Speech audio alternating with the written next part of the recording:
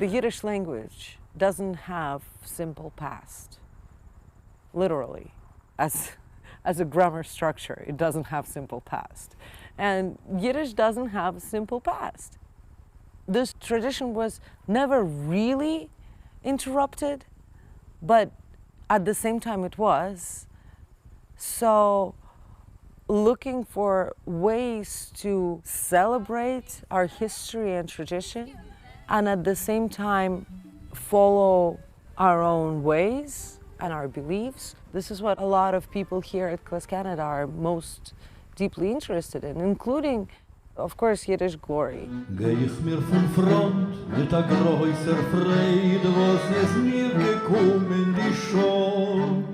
Was ist mir gekommen, die Show. Yiddish Glory is an academic project that is based on the discovery of the lost Yiddish music created by amateur singers and authors during World War II.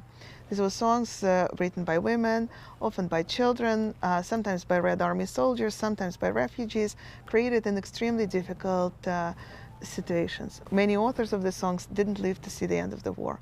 And the scholar who collected these materials, ethnomusicologist Moisei Beregovsky, collected them during World War II, but he himself was arrested by Joseph Stalin's government in 1950 and was sent to jail. And when he was released in 1956, he was not able to return to this project. So he believed that these documents were lost forever.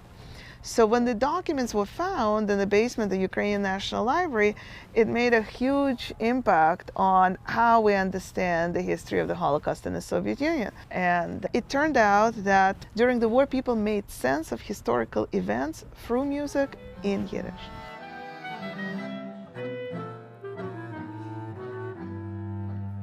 Bei Nacht und bei Tag haben geklappt Automaten, die Menschen haben gesehen vor sich dem Teut. Die Menschen haben gesehen vor sich dem Teut. Und Blut ist gegossen von alle Seiten, von Blut ist die Erde geworden Reus.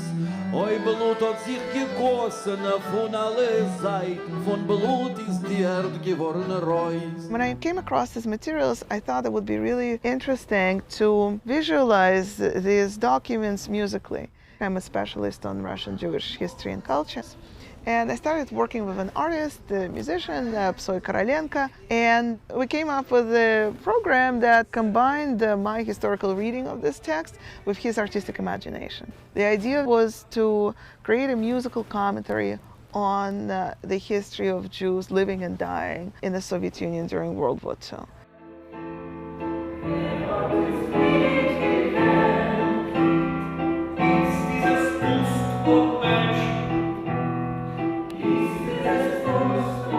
When invited by Anna to participate in this project and to find what I call melodical solutions to these songs, many of which came just as lyrics without any charts or notes, there was something innovative about this project, something new to me.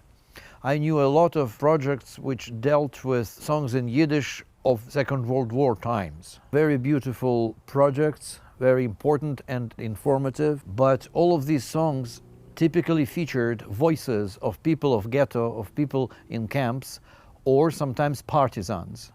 But I'd never heard songs which gave voices to Red Army soldiers who would sing in Yiddish about how they hate Nazis and how will tear them into pieces.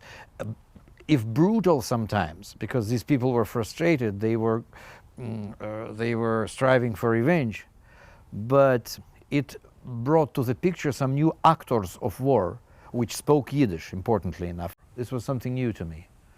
It was very important to speak about how Jews were active.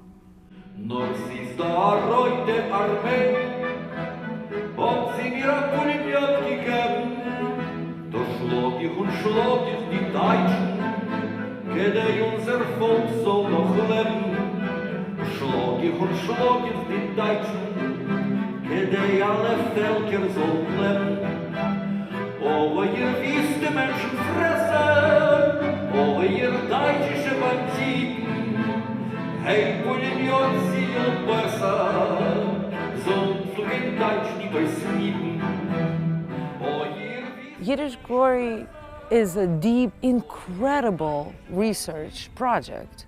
And at the same time, it's a creative experience of this research. We performed this project all over the world, and now we brought it here to KlezKanada.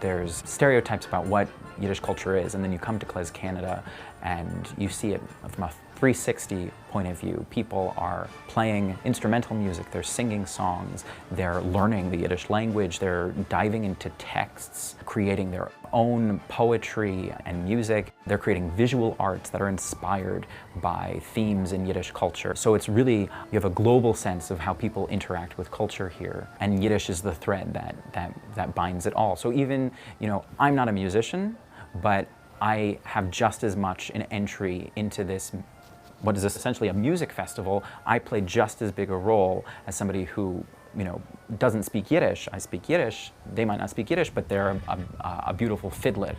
And we can both participate in this project of not just preserving, but bringing this culture forward. KlezKanada is one of the festivals or gatherings which are workshop-oriented, which stimulate and enable and encourage a lot of work and study and practicing, developing already existing projects into something new, creating new teams, new alliances. That's why I appreciate KlezKanada. The vision is to embrace cultures, generations, different languages, and to cherish the unity and diversity.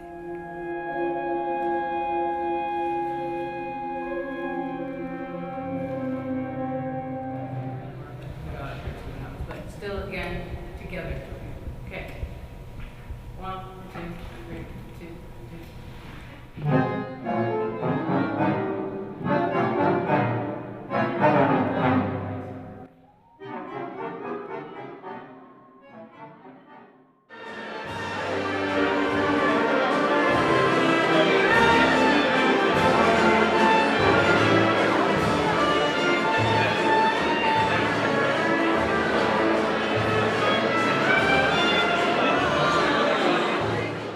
One of the most surprising elements of the Yiddish Glory material is how almost celebratory and humorous so many of the texts can be, even though they are written in the absolute most abject misery and horror.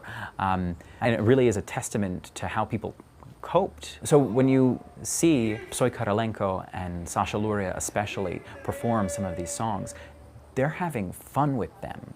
They're taking that spirit of people who were spitting in the face of danger, who were trying to laugh in the darkness, and bringing that element on stage. One of the most telling moments is at the end of their big set. What is the line that the audience and everyone on stage is singing all together is, "In ze kennen uns kischen in Tuches." They can kiss our ass, right? It's triumphant, but it's also hilarious, and it's that's sort of what a Jewish victory looks like. We didn't just survive; we survived, and we can laugh about it. And to resist with culture and joy is incredibly powerful. Hitler war für die Insel gern